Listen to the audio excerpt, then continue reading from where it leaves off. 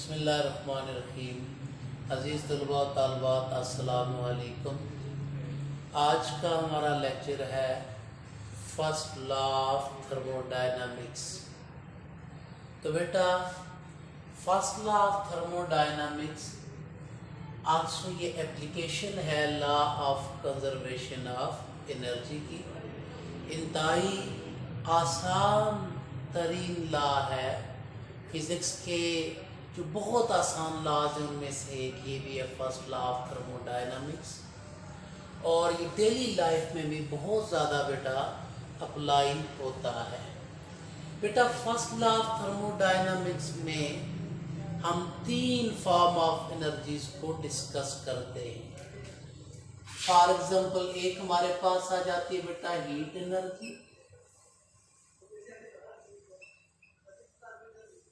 दूसरी आ जाती है बेटा हमारे पास इंटरनल एनर्जी, और तीसरी आ जाती है बेटा हमारे पास मैकेनिकल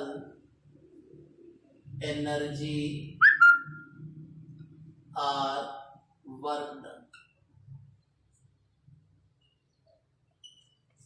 हम इन तीन तरह की एनर्जीज को यहाँ पे डिस्कस करेंगे फर्स्ट लॉ ऑफ थर्मोडायनामिक्स। जहां तक हीट एनर्जी का ताल्लुक है बेटा, हीट को हम लिखते हैं क्यू से। वो अमाउंट ऑफ एनर्जी जो किसी सिस्टम को हम प्रोवाइड करें, या वो अमाउंट ऑफ एनर्जी जो सिस्टम से इवॉल्व होती है, उसको क्या कहते हैं हम? Heat energy. इसी तरह बेटा इंटरनल एनर्जी सिस्टम के इनसाइड जितने मॉलिक्यूल्स हैं उन तमाम मॉलिक्यूल्स के पास ऑल फॉर्म ऑफ एनर्जी का जो सम है वो क्या कहलाती है हमारे पास? Internal energy. और इंटरनल एनर्जी को हम यू से लिखते हैं। अब बेटा ऑल फॉर्म ऑफ एनर्जी में हमारे पास पोटेंशियल एनर्जी है और काइनेटिक एनर्जी है। हम कहते हैं कि आइडियल गैस के मॉलिक्यूल के दरमियान इंटरमॉलिक्यूलर फोर्स ऑफ अट्रैक्शन नहीं होती, सो इनसाइड पोटेंशियल एनर्जी नहीं होगी। सो इंटरनल एनर्जी डिपेंड करेगी किस पे बेटा? काइनेटिक एनर्जी पे। और काइनेटिक एनर्जी डिपेंड करती है किस पे? टेम्परेचर ऑफ द सिस्टम पे। इसका मतलब ये हुआ बेटा कि इंटरनल एनर्जी जो है वो सिस्टम के टेम्परेचर के चेंज होने से चेंज जाती है, इस पर डिपेंड करती है। जबकि किसी सिस्टम की तरफ से वर्क डन के लिए बेटा हमारे पास फार्मूला होता है W is equal to P into del of V। Pressure की वजह से वॉल्यूम में जो चेंजिंग आ जाती है, that is work done by the system और ऑन द सिस्टम। अब बाय द सिस्टम जब होगा तो सिस्टम एक्सपेंड होगा, एक्सपेंशन होगी, और जब ऑन द सिस्टम होगा तो कंप्रेशन होगी। तो बेटा ये था हमारे पास हीट एनर्जी, इंटरनल एनर्जी और मैकेनिकल एनर्जी का बहुत मुख्तसर तरीन तारफ। इसमें मेरे बाकायदा लेक्चर्स हैं, हीट पे भी है, इंटरनल एनर्जी पे भी और वर्क डन पे भी है बेटा। हमारा इस लेक्चर है पिछले टॉपिक्स में, वो आप देख सकते हैं इनकी डिटेल को स्टडी करने के लिए, या मैंने इनको इख्तिसार के साथ डिस्कस किया। तो बेटा फर्स्ट लॉ ऑफ थर्मोडायनामिक्स इन तीन फॉर्म्स ऑफ एनर्जी का आपस में रिलेशन शो कर रहा है, इंटर कन्वर्जन शो कर रहा है। एक फॉर्म ऑफ एनर्जी के दूसरी फॉर्म ऑफ एनर्जी में कन्वर्जन शो कर रहा है। तो आइए देखते हैं फर्स्ट लॉ ऑफ थर्मोडायनामिक्स की मजीद अंडरस्टैंडिंग। तो फर्स्ट लॉ ऑफ थर्मोडायनामिक्स को अंडरस्टैंड करने के लिए हम लेट कर लेते हैं ये हमारे पास एक सिस्टम है जिसके हमारे पास मूवेबल पिस्टन है बेटा। इसको जरा नोट कीजिएगा, ये मूवेबल पिस्टन है और इनसाइड गैस के मॉलिक्यूल हैं, और तरजीहन या आइडियल गैस कंसिडर कर लेते हैं। हमने फर्स्ट लॉ ऑफ थर्मोडायनामिक्स को अंडरस्टैंड करने के लिए लेट कर लिया एक सिस्टम हमारे पास जिसका पिस्टन क्या है? मूवेबल पिस्टन है। बेटा फर्ज किया इस वक्त इस सिस्टम की इंटरनल एनर्जी है U1 या UI कह लेते हैं, U1 के बजाय UI कह लेते हैं। इनिशियल स्टेट है इसकी, UI इसकी इंटरनल एनर्जी। फर्ज किया हम इस सिस्टम को हीट सप्लाई करें, यानी हीट सप्लाई करने के लिए इस सिस्टम को हम किसी हार्ट रिजर्वायर पैदा करें या सराउंडिंग हार्ट हो इसके मुकाबले में, तो बेटा हार्ट बॉडी से कोल्ड बॉडी की तरफ एनर्जी फ्लो करके जाती है, हीट फ्लो करके जाएगी। लिहाजा ये जो एनर्जी फ्लो करके जा रही है इसको आप हीट कहते हैं। हमने फर्ज कर लिया कि हमने क्यों अमाउंट ऑफ हीट सप्लाई कर दी इस सिस्टम को। अब ये हीट जो सप्लाई की, ये हीट सबसे पहले क्या इफेक्ट डालेगी, टेम्परेचर बढ़ा देगी इस गैस इस सिस्टम का, गैस के मॉलिक्यूल का। और टेम्परेचर बढ़ने से आपने पढ़ा हुआ है कि टेम्परेचर बढ़ने से काइनेटिक एनर्जी भी क्या हो जाती है, बढ़ जाती है, क्योंकि काइनेटिक एनर्जी है, temperature is directly proportional to kinetic energy. So kinetic energy के बढ़ने का मतलब क्या है बेटा, इंटरनल एनर्जी का बढ़ जाना। और इंटरनल एनर्जी बढ़ के लेट से UF होगी। और साथ साथ जब इंटरनल एनर्जी बढ़ रही थी, काइनेटिक एनर्जी बढ़ रही थी, तो काइनेटिक एनर्जी के बढ़ने से प्रेशर भी बढ़ा सिस्टम का। यानी आपने ये भी पढ़ा हुआ है कि pressure is directly proportional to kinetic energy. जब आपने हीट सप्लाई की, जिससे टेम्परेचर बढ़ा, टेम्परेचर बढ़ने से काइनेटिक एनर्जी बढ़ी, काइनेटिक से प्रेशर पर भी इफेक्ट पड़ा। अब प्रेशर के बढ़ने से बेटा सिस्टम अब पिस्टन पे ज्यादा फोर्स लगा रहा है पहले से, जिसकी वजह से इस प्रेशर के बढ़ने से पिस्टन आउटवर्ड मूव करके जाएगा बेटा। और आउटवर्ड मूव करके जाने से क्या हो जाएगा, work done by the system हो जाएगा। तो लिहाजा आपने ये देखा कि वर्क डन होने की वजह से थोड़ा सा टेम्परेचर पे इफेक्ट जरूर पड़ेगा। यानी इसका मतलब ये हुआ कि आपने कहा जो टोटल अमाउंट ऑफ हीट आपने क्यों सप्लाई की, क्यों में से कुछ अमाउंट ऑफ हीट जो यूटिलाइज होगी किसके तौर पे बेटा, इंटरनल एनर्जी को राइज करने में, इंटरनल एनर्जी को इंक्रीज करने में। और बाकी जो हीट है वो यूटिलाइज हुई किस काम के लिए, work done by the system के लिए। बाकी जो हीट यूज हुई वो किस काम के लिए हुई, work done bye. Let's say इसकी एग्जांपल कुछ यूं ले लेते हैं। Let's say initial internal energy थी सिस्टम के पास, let's say 100 joule. Let's say आपने हीट सप्लाई की, जनाब कितनी, 100 जूल आपने हीट सप्लाई कर दी। लेट कर लेते हैं उस 100 जूल की वजह से इंटरनल एनर्जी में चेंजिंग आ गई, 50 जूल इंटरनल एनर्जी में चेंजिंग आई। पहले कितनी थी इंटरनल एनर्जी, 100 जूल। अब कितनी इंटरनल चेंज कितनी आई, 50 जूल। तो अब कितनी हो जाएगी इंटरनल एनर्जी, 150 जूल।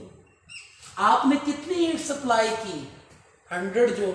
उसमें से कुछ अमाउंट ऑफ हीट किधर गई, इंटरनल एनर्जी को राइज 50 जूल। बाकी 50 जूल किधर जाएगी, बाकी 50 जूल जो बेटा जो बच जाएगी वो work done by the system करेगी। सो इसका मतलब work done by the system कितने से हुआ, 50 जूल। सो 50 जूल प्लस 50 जूल जो आपने सप्लाई किया था 100 जूल वो पूरी होगी और अब इंटरनल एनर्जी में चेंजिंग आएगी। सो इसका मतलब है जो टोटल हीट आपने सप्लाई की उसमें से कुछ हीट से इंटरनल एनर्जी चेंज हुई और इंक्रीज हुई, बल्कि यहाँ पे अगर सप्लाई ऐड करेंगे सिस्टम में ही तो इंटरनल एनर्जी क्या हो जाएगी, इंक्रीज हो जाएगी। और बाकी किस काम की यूटिलाइज हुई, work done by the system के लिए।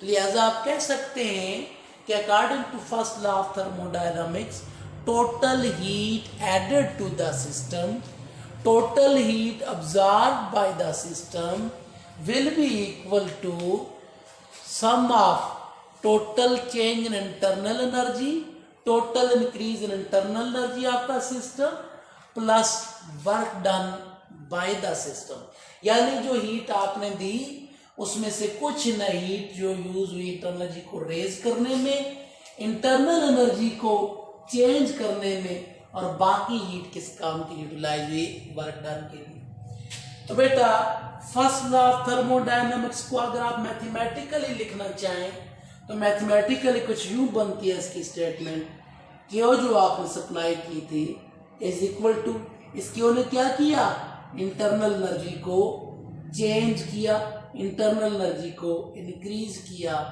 और बाकी जो क्यू थी किधर गई, work done by the system. So ये जो आपके सामने स्टेटमेंट आ रही है बेटा, मैथमेटिकल स्टेटमेंट, यही फर्स्ट लॉ ऑफ थर्मोडायनामिक्स है बेटा। ये बड़ी इंपॉर्टेंट स्टेटमेंट है थर्मोडायनामिक्स के अंदर, ये बड़ी इंपॉर्टेंट इक्वेशन है थर्मोडायनामिक्स के अंदर, that is total heat added to the system is equal to total internal increase in internal energy of the system plus work done by the system. अब जब हम इस इक्वेशन को गौर से देखते हैं, इसमें तीन चीजें, क्यू है, डेल यू है और डब्ल्यू है। अब क्यू के लिए भी दो सूरत हैं, क्यू हीट अब्जॉर्ब भी हो सकती है और हीट इवॉल्व भी हो सकती है। तो बेटा अब्जॉर्ब हीट को हम पॉजिटिव साइन से लिखते हैं, पॉजिटिव क्यू से लिखते हैं, और इवॉल्व हीट को हम नेगेटिव क्यू से लिखते हैं। हीट अब्जॉर्ब कब होगी बेटा, उसके लिए हार्ड रिजर्वायर पर रखेंगे सिस्टम को, या सराउंडिंग का टेम्परेचर ज्यादा होगा सिस्टम से, और इवॉल्व कब होगी, जब सिस्टम का टेम्परेचर बढ़ जाएगा, किससे, सराउंडिंग से। अब हम जब देखते हैं इंटरनल एनर्जी के बारे में, तो इंटरनल एनर्जी है हमारे पास यू एफ माइनस यू आई। जब भी इंटरनल एनर्जी इंक्रीज होगी, यानी इसका मतलब इंक्रीज जब भी होगी बेटा, तो यू एफ ग्रेटर होगा किससे, यू आई से। तो रिजल्ट क्या आएगा, internal energy positive, change in internal energy क्या आएगी, पॉजिटिव आएगी। सो इसका मतलब ये हुआ बेटा कि आपके पास डेल यू जब पॉजिटिव आ रहा है, इसका मतलब इंटरनल एनर्जी क्या हो रही है, इंक्रीज हो रही है, इंक्रीज इन इंटरनल एनर्जी। और इसी तरह अगर डेल यू आपके पास नेगेटिव आ रहा है, यानी जब डिक्रीज हो रही है इंटरनल एनर्जी, तो डिक्रीज होती है इंटरनल एनर्जी के लिए यू एफ छोटा होगा किससे, यू आई से। अंडरस्टूड है, जब इंटरनल एनर्जी डिक्रीज होगी तो इनिशियल वैल्यू इंटरनल एनर्जी की फाइनल वैल्यू से ज्यादा होगी, फाइनल कम हो चुकी है, डिक्रीज होगी। तो बेटा डेल यू क्या आएगा, नेगेटिव आएगा। So decrease in internal energy will be represented by negative del U and increase in internal energy will be represented by positive del U. इसी तरह वर्क डन के लिए बेटा हमारे पास होता है P इंटू डेल वी। तो ये होता है हमारे पास बेटा P इंटू डेल वी की जगह V F minus V I, where V is the volume. तो जब भी work done by the system होगा तो ये वी एफ पॉजिटिव आएगा बेटा, बाय द सिस्टम होगा, सिस्टम रिस्पेंड करेगा, पॉजिटिव आएगा। जब भी ऑन द सिस्टम होगा तो बेटा वी आई बड़ा होगा, तो लिहाजा work done by the system positive होगा और ऑन द सिस्टम नेगेटिव होगा। अगर शॉर्टली यहाँ पे लिखा जाए तो आपके पास work done by the system को आप पॉजिटिव लेंगे और work done on the system को आप नेगेटिव लेंगे, work done on the system को। इसी तरह इंक्रीज इन इंटरनल एनर्जी को आप पॉजिटिव लेंगे और डिक्रीज इन इंटरनल एनर्जी को आप क्या लेंगे, नेगेटिव लेंगे। तो ये चार पैरामीटर बड़े इंपॉर्टेंट है, इनको याद रखने की बड़ी सख्त जरूरत है। तो बेटा अब अगर हम यहाँ पर देखें फर्स्ट लॉ की फॉर्म को, जो इक्वेशन नंबर ए में पढ़ी हमने, तो बेटा वो फॉर्म हमारे पास क्या आई, वो आई हमारे पास Q is equal to del U plus W। Equation number 1 क्या ले।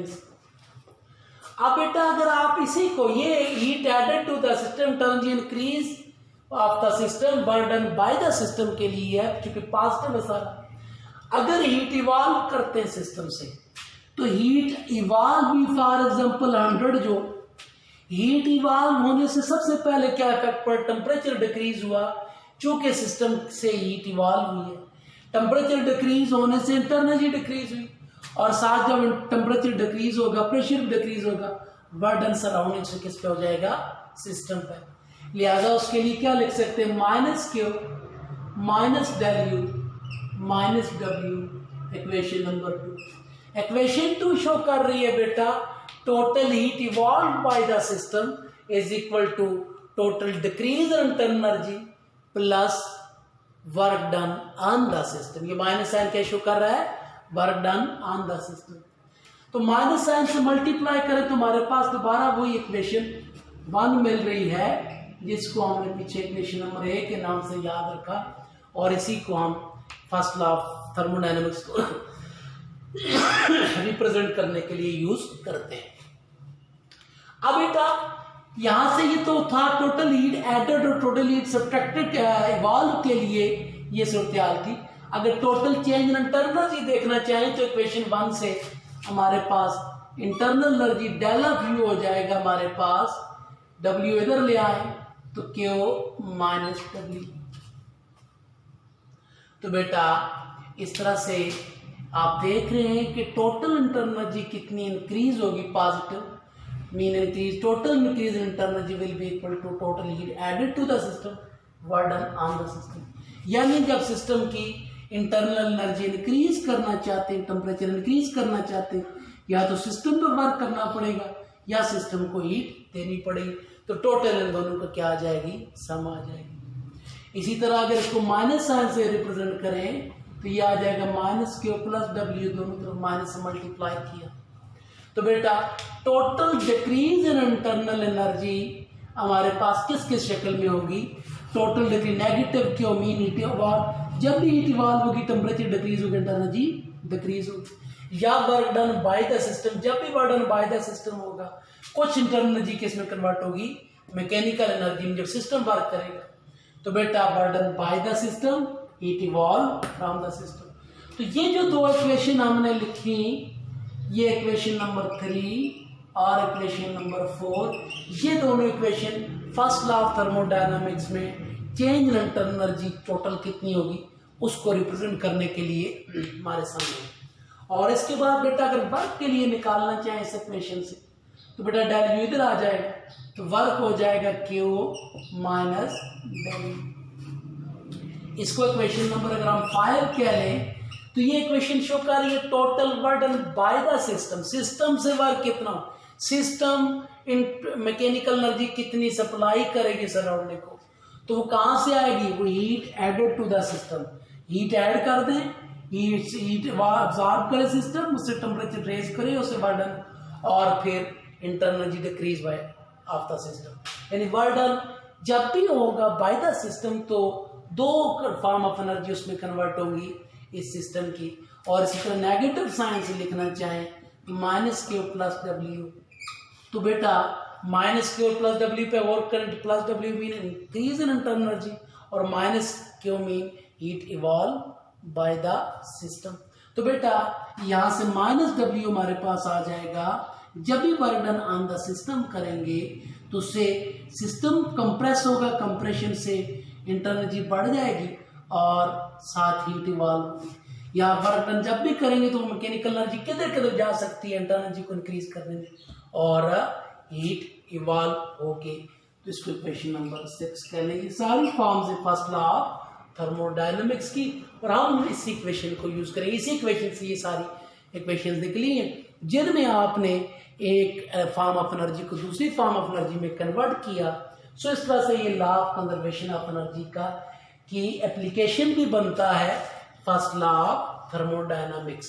यानी यहाँ पे आप देख रहे हैं कि हीट जो ऐड हुई वो डिस्ट्रॉय नहीं हुई बल्कि इन फॉर्म ऑफ एनर्जी में बदली, work done on the system हुआ जो, तो वो इन फॉर्म ऑफ एनर्जी बदला, तो एक फॉर्म ऑफ एनर्जी दूसरी बदल रही है, दूसरी पहले बदल रही है, but total amount of energy remain conserve in this case, that is according to law of conservation of energy.